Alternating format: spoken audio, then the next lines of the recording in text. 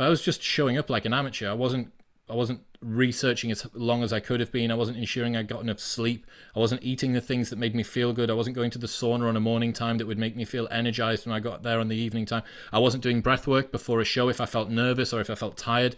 I wasn't researching breath work to work out what sorts of breath work I could do that would engender me into a particular sort of state, if I needed to be brought up a little bit, if I needed to calm myself down a little bit. So I was saying outwardly, I want all of this stuff. I want to achieve these things and I have the capacity to. But when you looked at my efforts, they didn't stack up against that.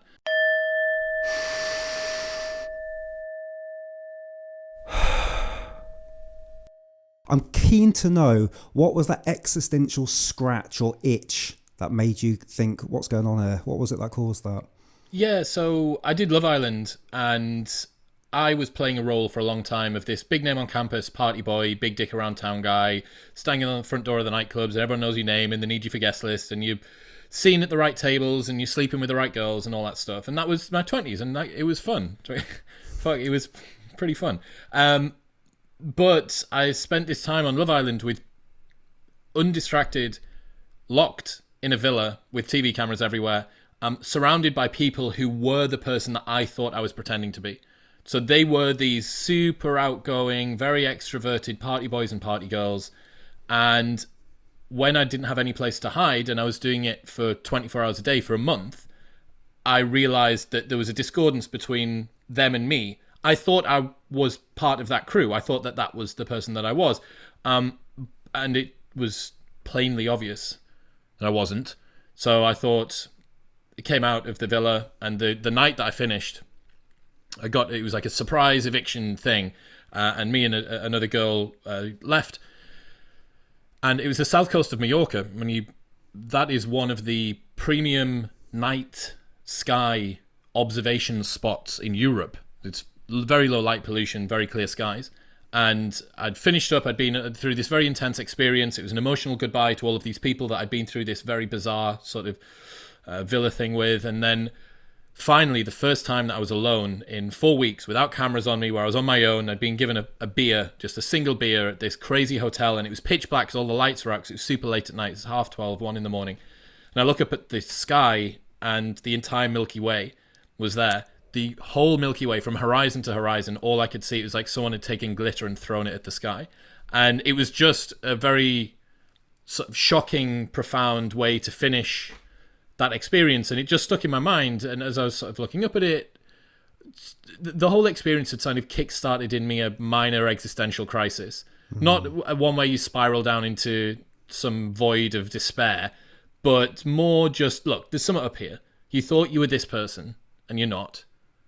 You thought that these values and these accolades and these achievements were the things that you actually cared about in life, and they're not. And it's plainly obvious to you. So you need to work out what's wrong. Because if you keep on doing this, if you keep on playing this game, you're not going to grow anymore. So I spent a long time just getting rid of all of that. So I'm not saying that Love Island propelled me into an existential crisis, but it was the gateway drug to a better pivot in my life. Nice. Okay, so yeah, that really helps. Thank you. And I had a moment, not necessarily existential, but I was on Snowdon a couple of years ago on Boxing Day in the dark, climbing in my pants, trying to do a Wim Hof experience, just two of us. And it didn't end, it obviously ended all right because I'm here now, but it could have ended quite badly. But there was this moment when we knew we were safe, and we were walking back down Snowdon down a really nice, I think it's called Lamberis Path. It's a really nice, safe path. And same thing, just sprinkled with stars everywhere. And it was just this kind of holy crap moment of, yeah, look how insignificant and significant we can be at the same time. Any messages out there to people that have maybe got a bit of a funny feeling, or they're not quite sure they're on the right path? What could you maybe advise them or share with them to help them maybe go in a slightly different step? I think that space was what facilitated me realizing what was going on. I was unable to distract myself. Love Island, for the people that haven't watched it, it's like I'm just talking about this fucking dream world. But for the people that have, you'll know that it looks like it's really, really fun, but it's really boring. You're spending 23 hours out of every day just sat around a pool talking to Omar about that girl that mugged him off last night, bruv. Like that's how you're spending your day. And distance for me was the thing that gave me the opportunity to really kind of peer inside of myself. So I would highly advise a little bit of a retreat. Maybe it doesn't need to be a meditation retreat, because again, although you're technically not being stimulated, you're doing something, right? Your focus isn't on self-inquiry there. It's on just meditation and clearing your mind and focusing on the breath. So definitely look at some distance.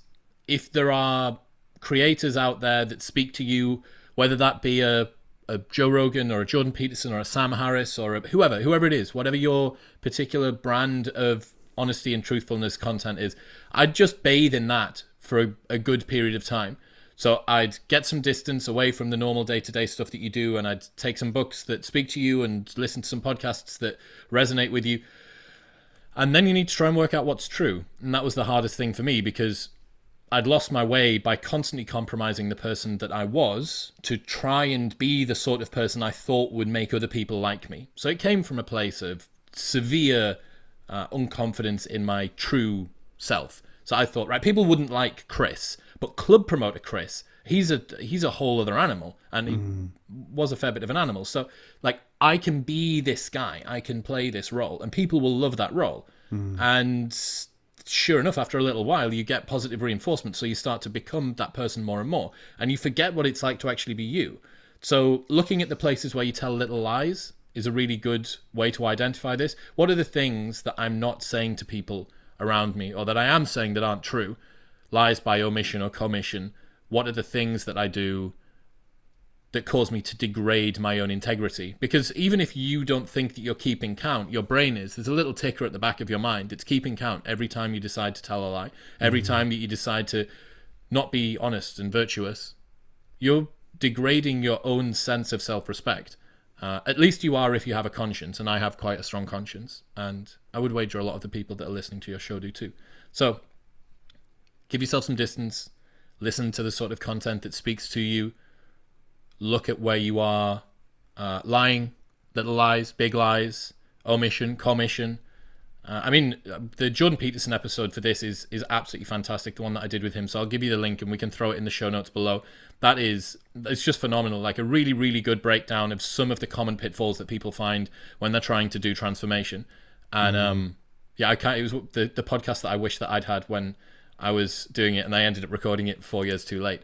But yeah, there's some ideas. Yeah, but that podcast probably wouldn't have been the same podcast had you not been through those. Oh, fuck, I'd have been so 4 useless. years. What do you mean? What do you mean? Speak your logos forward. What are you talking about, Jordan? I need to get stuck into that. Do you where do you see yourself on the introvert extrovert scale? It depends on your definition. It's always an interesting one talking about introversion and extroversion, because when you ask someone exactly what they mean, it's difficult to get an appropriate confirmation of what they're talking about. Where do you draw your energy from? Being by on my yourself? own. Okay, That's the best. So you use the same definition as me, which is, I think, a best one. Where do you get your energy from? Do you find that if you've spent your time around a bunch of people that you need to go home and recharge? Or do you find that if you've spent a lot of time on your own that you need to be around people to recharge? That's the best way to decide extroversion and introversion. So I like to recharge on my own, but I adore being around my friends. I adore spending time around them, but I'm an only child. I've spent a good bit of time in solitude. That being said, I've also met a million people on the front door of nightclubs, so you can switch it on and switch it off as is needed. And I think this is why people sometimes get confused with those terms about extroversion and introversion, because they go, well, I love being around other people, and I can actually be relatively confident and charismatic in a group. I mustn't be an introvert, but fuck, I get knackered when I actually have to spend 5 hours at a wedding or something. You go, okay, yeah, so that's why you need to change the definition. Yeah, because I think it was quite poisonous in my younger years, because I remember people saying, oh, you're an introvert, you're very shy. And suddenly you have this negative connotation that's associated with the word introvert, where actually there's, and you know, it's very non-binary, isn't it? You can be one or the other, and you can fluctuate between the two, and you can be at one end of the scale or the other. I was just very curious because I too, you know, very, very happy to be amongst groups of people. I can be switched on, I can do all those sorts of things, but I'm exhausted afterwards. And part of that actually is the breath, which we might come on to actually, because there's a lot of talking can actually drain us down. Our ancestors didn't do that much talking, but that's another subject for another time maybe. So let's talk a bit about your TED Talk. So that piece around, I think is it embracing your weirdness? Have I said that right? Please explain that a bit more, because I'd love people to understand what's going on there. Just going to pause the podcast for a second. I'm super excited to share that our 7-day breathwork reset program or burnout reset program is for a limited time completely free.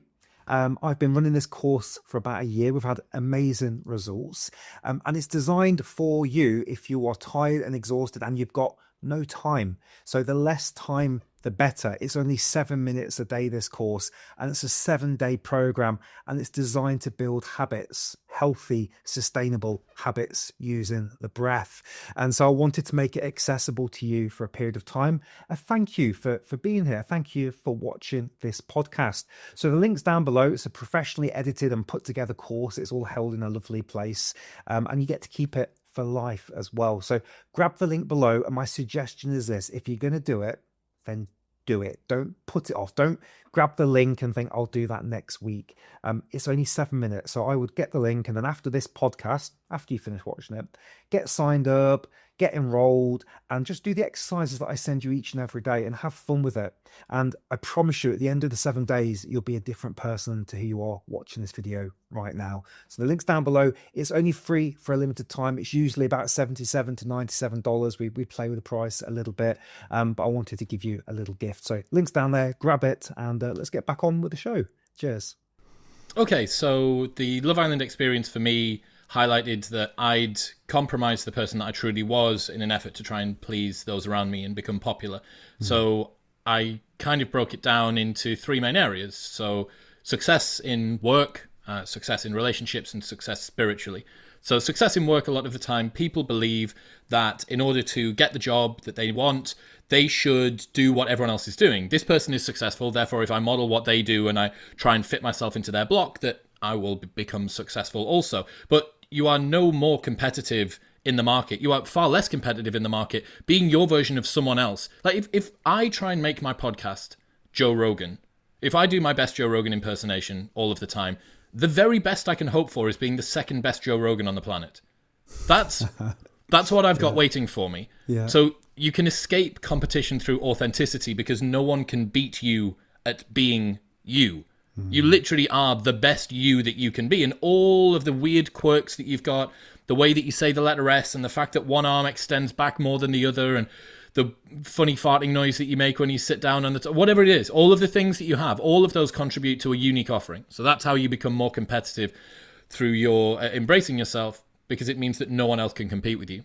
And then when you're talking about relationships, no one in all of history has ever said, why do you love her? Oh, I love her because her opinions are so predictable. Like I'm so unbelievably turned on by the mauve beige tone that everything she says has. It's just, I adore the fact that I know one of her views and can accurately predict everything else. No, the reason that we love people is because of their idiosyncrasies, because of their weirdness.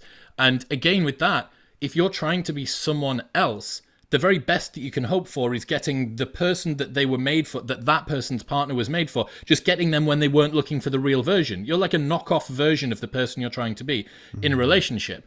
And then spiritually was the real sort of kicker, that if you don't fully embrace everything that you are and put yourself forward into the world, utilizing all of the past traumas and the social norms and the way that you've dealt with whatever you had in school, everything, if you don't put that out into the world, you are leaving the universe less beautiful and less complex, because you're curbing all of the different edges of everything that you are. So I use this example about Salvador Dali, who is a mentalist, like an absolute mentalist. He had his muse that he fell in love with, this woman who he fell in love with, and she was married, and he made her leave her partner and then marry him. And then instantly he bought her a castle and he wouldn't go and see her without formal written invitation from her, living in the castle that he'd bought her. So he got wrenched out of a deep sea diving suit that he was suffocating inside of while he was trying to give a seminar. This guy's off the scale. Here's another one. His parents had an older brother that died 9 months before he was born, called Salvador. And his parents were adamant that he was a reincarnation of his dead infant brother. So I mean, when that's how you start your life, it's only going to get kind of more weird from then. He used to throw himself down the stairs as a child because he was just masochistic. He'd enjoy throwing himself down the stairs. So anyway, Salvador Dali's got all of these bizarre things, right? But he creates surrealism. He creates this amazing new body of work. And if he hadn't embraced his weirdness, if he hadn't fully utilized all of the things that contribute to him being him, then the universe would not have got his work. Because as brilliant as they were, Da Vinci didn't do Dali, and Michelangelo didn't do Dali, and Botticelli didn't do Dali. None of them did his work. So had he not utilized everything that he was to manifest it into his proposal for the universe, the world would have been fundamentally less complex and beautiful. And that's what I would call the weirdness imperative. So there is a compulsion. You are compelled, you should be compelled to put what you can out into the world because nobody else can. And if we want the human race and our civilization to move forward with the most complex, the most advanced, the most beautiful, the most virtuous way that we can do it, we need everybody to try and do what only they can do, or else we're just congealing toward the center of the normal distribution, and that's pointless. Yeah, I love her because she's so normal. I don't think I've heard those words. You know, it's the challenge for me here is because I listened to that before we had our phone conversation 6 weeks ago, whenever it was. And I watched that TED talk then, and my background is all corporate. So you know, I fell into this breathwork thing, really cosmic mistake of going through a divorce and then finding there was one space left on the Wim Hof retreat in 2016 and flying out to Poland not knowing what to expect and all this wonderful stuff. And then suddenly I've got a podcast and a YouTube channel and all these things were, this is not the guy that spent 15 years in the corporate environment, but I always knew. And I think you know, I love the song Creep by Radiohead, you know, but I always knew I'm a bit weird. We're all a bit weird. And there was a real strange validation that came from that TED talk. So it's a big thank you from me, actually, first of all, because I really like that. That's really helped. But I do feel like there's a big problem here for a lot of people because I'm still in the corporate world to some degree and will be for a little bit longer. And where I'm coming from, and I've worked for some major corporations, weird isn't very good. Weird puts you in a box that stops you from getting promoted. And so I've been able to embrace my weirdness through, you know, going on a retreat and then getting on a podcast and doing all these different things. And so I've been able to kind of scratch that itch outside of the corporate world. So I don't know if that's the advice you'd give or you'd say something else, because I think there's probably, you know, thousands of people that will hopefully watch this that are thinking, I'm a bit weird, but I've got a job that if I start being a bit weird in that job, I might lose my job and my mortgage. So how can I be weird and keep my job?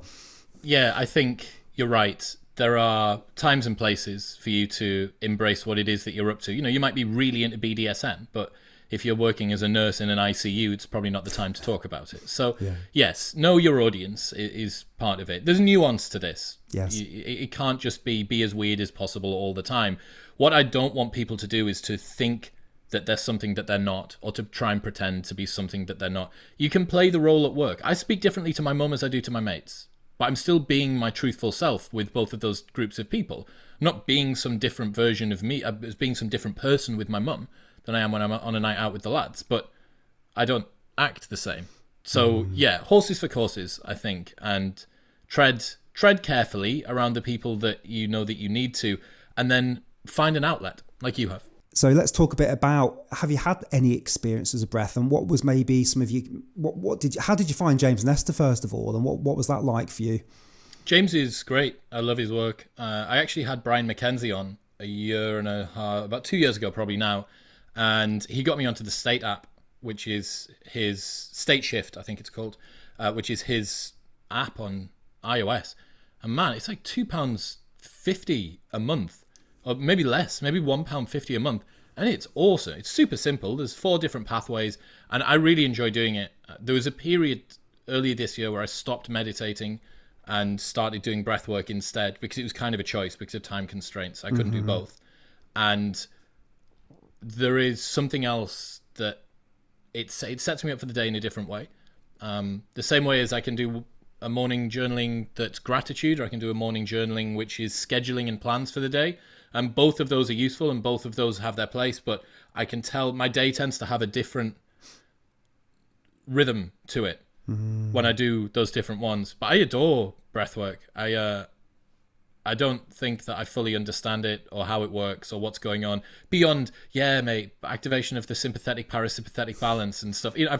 I've got podcast smarts about it, i.e. I can say something that sounds like I know what I'm talking about. Same with crypto. Yeah, bro, it's all logged on the blockchain. Ethereum, blockchain. Yeah, exactly. NFTs. And but in terms of knowing what's going on, but I don't need to. I don't feel like I need to know much more. I just come to people like you, experts, and go, hey man, what should I tell me what to do? Just tell me what to do, and I will go away and do it. Yeah. And actually, for the vast majority, that's enough, isn't it? And with my journey into breathwork, before I got anywhere even close to the science, the first couple of years was just the feeling. Yeah, definitely. I've got a couple of buddies who've had things happen. So I've got a story from a friend who went to he's part of a mastermind group for young professionals, but it's from Newcastle, north of the UK, which for the people that don't know is a very spit and sawdust, salt of the earth type group, right? It's Winterfell from Game of Thrones is based on where I live. So a lot of people that own masonry companies or they're bricklayers or electricians or plumbers were at this thing. And my buddy does online marketing and he was doing some breath work. And this guy stood at the front in a beautiful hall somewhere in the northeast of the UK. And they didn't know what they were there for. The dude leading the mastermind group brings out the coach and says, so we're going to do some breath work today, and explains kind of what's going to happen. And this big burly guy from the back of the class puts his hand up and goes, Paul, excuse me, mate. Are you taking the fucking piss? I didn't come here, right? I didn't take Saturday morning off to come here and fucking breathe with all of you. And then Paul had to take him to one side and explain, look, man, I think this is going to be really good for you, blah, blah, blah, blah, blah. Breathwork session begins, 20 minutes into the breathwork session, and that guy was crying in the corner of the room. Yeah. That dude was crying in the corner of the room. Another one, so the guy told me the story, had an out-of-body experience, so he sort of floated above himself. I think they were doing, it was just power breaths for a long, long time. Right. Just cycling over and over and over and over again. And he was able to see above himself. And that's something that I couldn't believe it. And he's very, very skeptical. The guy I'm talking about is incredibly skeptical about this sort of thing. And had seen this huge burly bricklayer weep. Yeah. This mammoth man just crying his eyes out in the corner of the room. And then he'd had this experience himself. So yeah, I'm familiar with others, but as of yet, I haven't ventured into it myself. Yeah, you've got some things to look forward to there. I think. I can't wait to weep in the corner of the room. Yeah, it's. I remember Wim Hof saying it's going to be like a toilet in here because the shit's going to flow, and it was like, Jesus, God. What do you mean by that? And then suddenly there's 60 of you huffing and puffing. So you referenced there a little bit your routines, and again, I think that's super interesting. So you talk us through maybe a bit of your morning and bedtime routines, because I feel like that's some of the key takeaways people can implement quite quickly. Cool. So my morning routine, or all morning routines, as far as I'm concerned, is split up into 4 buckets: move, reflect, learn, and prepare. So those are the 4 buckets that I look to try and fill, at least one from each of them. Upon waking, I will have element in water, which is a type of salt stick. So your adenosine system, which caffeine binds to, isn't active for the first 90 minutes of the day. So if you wake up and you have a caffeinated coffee first thing, it's pointless. It's not doing anything. You're just making your caffeine levels for the entire day increase. So instead, salt in water, LMNT is the type of stick that I use, potassium, magnesium, and sodium blend. That with cold water, go for a 15-minute walk, eyes are open, passive gaze, seeing things move past me, down regulates the amygdala. Come back in, sit down, journal, meditate. At the moment, using Sam Harris's Waking Up. Although for a long time I went unguided. I've needed a bit more of a crutch recently just because I found my practice was slipping. So I went back to doing guided stuff. But I did unguided Shinzen Young's 5 Ways for a long time. I had a great meditation coach. And after meditation, read for about 15 minutes. Usually, if I've got a guest on the show that evening, it'll be their book. Or if I don't have someone on for the next couple of days, it'll be whatever else I'm going through. Then I will do my rehabilitation movements. I snapped my Achilles last summer playing cricket, which is like the most British way to do it. And then I'll cook for the day. So I've got up, I've done a walk, I've come back, journal, breathwork or meditation, reading, and then rehab and cooking for the day. That's about an hour and 10 or an hour and 20, depending on what I cook and how long it takes in there. But a piece of advice that I got from Ryan Holiday is that you don't need a morning routine, you need routines. And what he means by that is that you will have maybe 4 common mornings that you encounter. 4 types of morning will cover probably 98% of the mornings that you have in the rest of your life. One will be when you're on holiday, perhaps. One will be when you're rushed and you need to get out of the door. One is when it's a weekend and you're a bit more lazy. And one is a normal weekend when you're going to work. So for each of those, I have a sort of a slightly altered routine, but they all tend to have the same thing in. So the walk might get cut down to me just standing outside of my back door for 30 seconds and just looking outside, tiny little bit of sunlight in the eyes and just getting a bit of fresh air, come back. The journal gets done in a minute. I do 1 minute of meditation. I look at 2 pages of a book and then I go. So you can do all of that in less than 10 minutes. So even if I'm driving to some photo shoot or job somewhere else, it doesn't feel like I'm walking around with one shoe on and one shoe off for the rest of the day. Because if I don't do a morning routine, that's how it feels. But it's not. It doesn't seem to be necessarily about the duration for me to at least feel like I've completed it and started my day off in a good way. It's more to do with just ticking those boxes. So yeah, that's my format. That's how I do it. Okay, so this is where I'm keen to pick your brain now. So I get to the point where my ideal morning routine is so big, I just don't do it. And so what happens is there's this big list and I keep writing it down. I think I need to start that tomorrow. And of course it doesn't start. So I know the obvious answer is we'll just start with 1 or 2 things. But have you experienced any of that resistance? And how did you get through that? Yeah, definitely. I understand the desire for more. Very much so. There's a compulsion to just try and fit all of the cool shit in that you can do.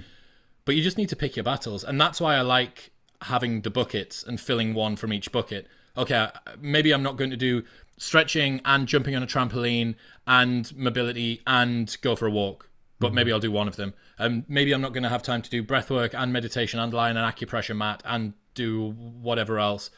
But I can do one of them, and so on and so on. And I think that putting constraints on it is a good way to do it. And you can periodize as well, the same way that weightlifters periodize their training. Let's say that they're in the off season.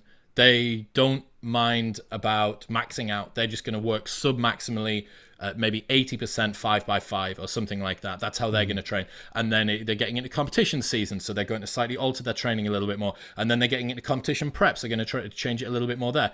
For instance, during the winter in the UK, a morning walk, if you get up super early, is probably less beneficial than it is in the summer because you're still in the dark. So one of the things you're trying to do is get sunlight in your eyes. Okay, so maybe during that period, you do a bit more stretching. So you think, well, the stretching kind of can come through that. Maybe you find out that because it's cold on a morning, stretching actually sucks and you really like the cold air on your face. So you're going to do, and you can periodize your training. So I think picking a 90-day commitment to one morning routine that fills one from each of the 4 buckets is a nice way to do it. And then you can reassess. Go, after 90 days, you've committed to something for a while. You begin red light therapy, but you find it doesn't do anything for you. And you go, okay, well, I've committed for 90 days. I've sealed that one off. I don't need to think about it again, as opposed to doing it guiltily twice a week, not knowing if it actually works or not, and not following a protocol. And then always having it in the back of your mind that, oh shit, I should use that Juve light again. I really need to. So yeah, that's how I do it. Nice. I like that. As you were speaking then, and I obviously asked the initial question, I was thinking, do you know what? I think I've got the old morning routine procrastination going on there as well. Because it's like, well, if I can't do any of it, there's no, if I can't do all of it, there's no point doing any of it. And so I think there's that was really helpful. Thank you, dude. Perfectionism is procrastination masquerading as quality control. Yeah. That's all it is. Yeah. People that say that they're perfectionists are just procrastinators masquerading as people that like to have high quality work. Yeah. Don't let it get in the way, man. Honestly. So Tiago Forte, who's a productivity guru, a guy behind Building a Second Brain, he made this really good observation where he said most of the highest leverage people that he knows, all of their work has a rough-edged, half-arsed quality to it because they know that polishing things to perfection is a low leverage activity. Like what you're doing by focusing on perfection is not shipping your work at a rate that is required to actually break the market. So you can get away with things being 95% good or 90% good and just getting them out there so much more than waiting to get to 100, because the difference doesn't lie. For most people, the difference isn't going to lie in that final 5 or 10%.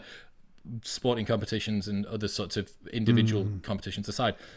What it lies in is you churning out consistently good pieces of work. And the same thing goes for your morning routine. The difference between you trying to do a 2-hour morning routine twice a week or a 30-minute morning routine 7 days a week, the 30-minute morning routine 7 days a week is going to be so much better for you. So yeah, don't let the perfect be the enemy of getting it done. Yes, the compound of the multiple morning routines. I forget who said the quote, but it was the opposite of perfection is done. I'm not sure if that's 100% accurate, but I always like that. But again, it's just good to have these conversations with people because it just kind of snaps you back in. Who do you cite as some of your biggest inspirations then? So you had these moments, you're looking at the stars and you took a pivot, and then you've gone on, I guess, an exploratory journey. I know you've mentioned Joe Rogan and Ryan Holiday in your fields, but who do you attribute to being some of the biggest game changers in your life? Yeah, Peterson was a big one. As I started on this, that was just as Bill C-16 came out for Jordan Peterson, so he was the first person I'd ever heard talk about the value of being truthful and of telling the truth and of knowing what your inner logos is. Sam Harris has always been there for me as someone I adore the way that he thinks. I think he's a fantastic thinker, regardless of whether you agree or disagree with his politics. And the same thing goes for Jordan Peterson. I'm not going to Jordan Peterson for his fucking politics. I'm going to Jordan Peterson because he says things that resonate with me and make me a better person. Rogan has this great variety of guests that exposes you beautifully, and that's what I've modeled my show on. I've not niched down into one particular topic. So I'd say that those guys, Alain de Botton from the School of Life, he was a huge influence, much more sensitive British guy, a lot of talk about empathy and embracing trauma and stuff like that. Those were probably the three, Sam Harris, Jordan, and Alain's channel. They're probably the three biggest influences. Yeah. Did you ever get a chance to go and see Jordan and Sam live? Because I know they did some stuff, didn't they? I went to see Jordan at Manchester. He just did a talk on his own, but I don't think. I think I was just getting into him as he did that live event with Sam Harris with Douglas Murray, or maybe it was about a year after that. Anyway, I didn't go, which is weird because I'm now mates with Jordan and I'm mates with Douglas Murray, who compared it and was the guy organising the debate. So yeah, I was just 2 years too late to get VIP. If they do it again, then clearly you'll be on the front row somewhere. Yeah, fucking, I'm there. Yeah. What does the future of modern wisdom look like for you now, do you think? Where do you think you're going to be a couple of years from now, or where do you hope to be? I think we can be the biggest show in Europe, one of the biggest shows in Europe in the space that we're in.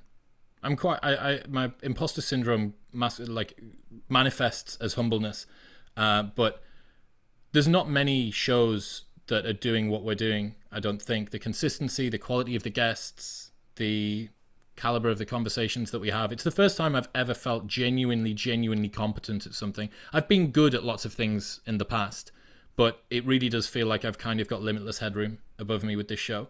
Like I can go as far as my hard work takes me with doing podcasting. I genuinely believe that. So I'm going to spend some time in America. I'm going to take a trip out to Austin. I've got a lot of buddies over there, and obviously a lot of contacts and appropriate people to get introduced to over there. And yeah, I turned pro with the show. Turning Pro, Stephen Pressfield's book, decided to make that commitment halfway through last year, which changed the way that I viewed things. And this is a concept I think a lot of people need to realize. The thing that you're claiming your calling is in life, whatever it is that you feel compelled to do, the thing that you put as the highest priority purpose that you have, are you showing up as an amateur or are you showing up as a professional? And for a long time, I was saying that I really loved podcasting and I wanted to become the biggest show in the UK, or whatever, the most respected, blah, blah, whatever metric you want to choose. But I was just showing up like an amateur. I wasn't researching as long as I could have been. I wasn't ensuring I got enough sleep. I wasn't eating the things that made me feel good. I wasn't going to the sauna on a morning time that would make me feel energized when I got there on the evening time. I wasn't doing breath work before a show if I felt nervous or if I felt tired. I wasn't researching breathwork to work out what sorts of breathwork I could do that would engender me into a particular sort of state if I needed to be brought up a little bit, if I needed to calm myself down a little bit. So I was saying outwardly, I want all of this stuff. I want to achieve these things and I have the capacity to. But when you looked at my efforts, they they didn't stack up against that. So I made a commitment last year to turn pro with the show, and that was nice because it's the priority that I have in life now. Everything else is geared toward my performance being as good as it can be. So we think about athletes, right? You think about an Olympic athlete. They gear their entire lives, their training, their social time, their rest, their recovery, their stretching. They watch game tape, they run drills, they do strength and conditioning, they do endurance work. They have a nutrition coach and a mindset coach, and they think about their inner monologue. All of these things. Why? Because the metrics for success for an athlete are so tightly defined, and they're so obvious to see who's win, who's lost, who's made progress, who hasn't, that's what the people on the planet trying to squeeze everything that they can out of their performance do. The reason that we don't do that in the creator industry or in pretty much anything else except maybe music is we presume that there is enough opaqueness between our efforts and the output of our craft that we can get away with doing it. I can get away with having a late night sleep because no one's going to know. And fucking, you don't know if this podcast's better than that podcast in any case. Like, who's to say that week on week it was better? The guest might have been different, or the metrics for success are poorly defined. But if it was powerlifting, I know that I should be able to lift 300 and whatever kilos coming into this competition, and I failed a lift. Why? Well, I didn't sleep very well the night before. But no one ever thinks that about pretty much anything else because the metrics for success are too blurry and they're too difficult to define. So I think treating your pursuit like an athlete or thinking like an athlete with whatever it is that you decide to do is a really powerful concept. And between that and turning pro, they're two things I've focused on over the last year and a half. I know we'll talk about your reading list towards the end, but you're giving me some gold content here. What was that pivot then that made you say, I'm turning pro? I spoke to Stephen. I spoke to the guy that wrote the book on the show. Okay, that'll do it, yeah. Yeah, so I just had this conversation with him, and I really, really adored the book. So The War of Art is an hour-long read, and it's phenomenal. And one chapter in it is called Turning Pro, and he then expanded that out to a second book, which is also only an hour. So both of these are in the reading list that I created that we'll plug, and will be in the show notes below. But yeah, if you need to kick up the arse, it's half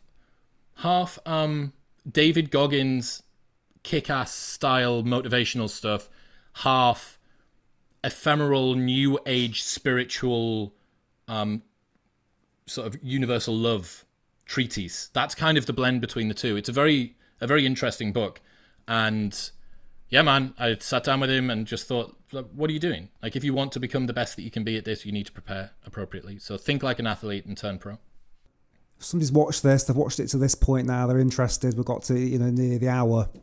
What advice can you give somebody that wants to make some changes in their life? Maybe it's a health thing, maybe it's something else. Obviously, we're going to link to your stuff and your reading list, but I'm very keen, like, it's a very open, broad question, but a man on the street, a woman on the street comes up to you and says, I'm just not happy, what can I do? Where would you suggest they start?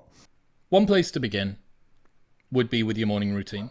We've explained what I think is a solid framework for a good morning routine. Mm-hmm. And just start with that. Just start with 5 minutes of each thing. 5 minutes of, let's say that you don't like reading, you're not into reading, but you really want to. But just dedicate 5 minutes to it on a morning. Little walk. Don't have that morning coffee until 90 minutes into the day. Here's one. Fucking sleep with your phone outside of your bedroom.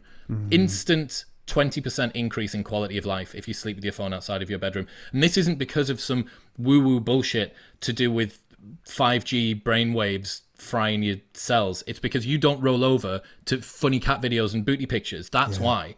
Just take the charging cable and put it outside of your bedroom. I mean, that's the first thing that everyone should do. Other shit, man, like it's the simple stuff that matters. Buy a dog. If you're feeling yourself be super, super neurotic and you're too up in your own head, buy something that desperately needs your attention and your love, and learn to go and volunteer. If you don't have time for a dog, go and volunteer once a month helping pick up litter or work at a children's hospice or at a rescue center for animals or whatever. Just do something that gets you out of your own head. Those are some things that you can do, and they're symbolic, ritualistic representations of you to the world, right? Look, it's like a pilgrimage that you're taking, and you're doing something that sticks in your memory. Changing the way that you start on a morning is a great idea. and just reduce the amount of time that you use your phone. So intermittent fast for your phone. Do not use your phone before a time on a morning, and do not use your phone after a time on a night. There are some people, and I am one of them, who use their phone in the past more than the allocation of time that I have to use my phone now. So my screen time's been upwards of 8 to 10 hours when I was working full-time doing club promo, because everything was run through our phones. Yeah. My window to use my phone in is 6 hours now. So, and that's, obviously I'm not staying on it for the entirety of the time. Phone outside of your bedroom. Look at your morning routine. Try and find some creators that speak to you, and just go down the rabbit hole. You know, it might not be Jordan Peterson. It might be females might speak to you a little bit more, or American people, or Australian people, or English people, or whoever it is. Just find a couple of creators and sink into them, and really, really just get crushing amounts of content under your belt. And that to me started to make me think in a very different way. You know, there's only so long that you can listen to good minds talk about interesting things and be immune to it. Like your thought patterns will end up changing. So there's some starter points, I suppose. People watching this right now, I highly recommend you check out Modern Wisdom, Chris Williamson. The link's down below. And let's just talk briefly about this reading list then, because it's something I'm keen to dig into as well. So if you won't mind sharing a little bit of what's going on there. Yeah, so a lot of people ask for book recommendations. Where should I start if I want to go on a personal development journey? You know, that's one of the questions that you just asked me. Someone wants to make a change. How do I learn some of the things that have had the biggest impact on you? And I decided to just create a huge 50-page PDF with 100 books that you should read before you die. And they were the 100 most interesting and impactful ones that I've read. There's 5 must-reads at the top that are kind of like your buy-in. If you've trying to read something else before you've read that first 5, then you need to get started there. There's some fiction stuff in there. Some of it's symbolic. Other bits are just entertaining that I've really loved, and quirky different books that I've found. And then a lot of them are from guests that I've had on the show, and I've been forced to read the book to speak to them. I've gone, wow, this is amazing. Never heard of this before. So there's some hidden gems. And I missed off a lot of the ones that I think people would have probably expected. So Jordan Peterson was very conspicuously absent from the list because I just thought, he's got 40,000 5-star reviews on Amazon. Who out there needs me to tell them to read that book? But Turning Pro by Stephen Pressfield, or Red Rising, one of the novels by Pierce Brown that I put in there, those are underground hero books. So I've tried to be a little bit more unique with the approach, rather than just putting the obvious. I mean, James Clear's Atomic Habits is in there, and Essentialism by Greg McKeown's in there. But yeah, there's 100 books that you can read before you die. It's free to download. chriswillx.com/books. chriswillx.com/books. And you can download it for free, and it adds you to my 3-Minute Monday newsletter as well, which is all of the stuff that I've gone through. Pretty much everything I've said today is probably verbatim from a newsletter I've written over the last couple of years. So yeah, you get 2 for 1 with that. Brilliant. Well, the link will be down below, so please everyone check that out. It's been an absolute pleasure to pick your brain. Thank you so much, mate, for your time. Chris, any parting words from yourself? No, man, I love what you're doing. Keep on going. Wonderful. Thank you so much, everybody. Thank you so much for watching Take a Deep Breath podcast. We'll see you next time. Cheers. Hey, thank you so much for sticking all the way through to the end of the podcast. I mean this so much. It means the world to me that you would watch this podcast, engage with it, and stick all the way through. So genuine thank you. You're the reason that we do these interviews. You know, I love speaking to all these people and sharing this amazing info. I hope you got something from it. If something did stand out for you, then please put a comment on the YouTube video, because it'll help embed it for you, but it'll also give somebody else something that they can take away as well. And just while you're here, just a reminder that if you're exhausted, you've got any form of burnout, or you feel like you might be heading towards burnout, you've got some stress and anxiety, our 7-day burnout reset program is free for a limited time.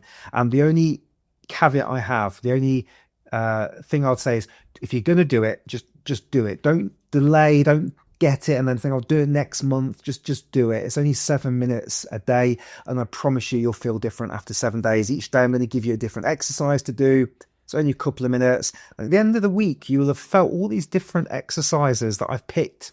You know, I've chosen these amazing exercises, and you know, you'll feel more relaxed, you'll feel calm, you'll hopefully sleep a little better, and you'll learn a few extra things about the breath as well. So the link's down below. We're normally charging nearly $100 for this. We're giving it away, just giving it away for free. So grab it while it is free, and I cannot wait to hear how you get on.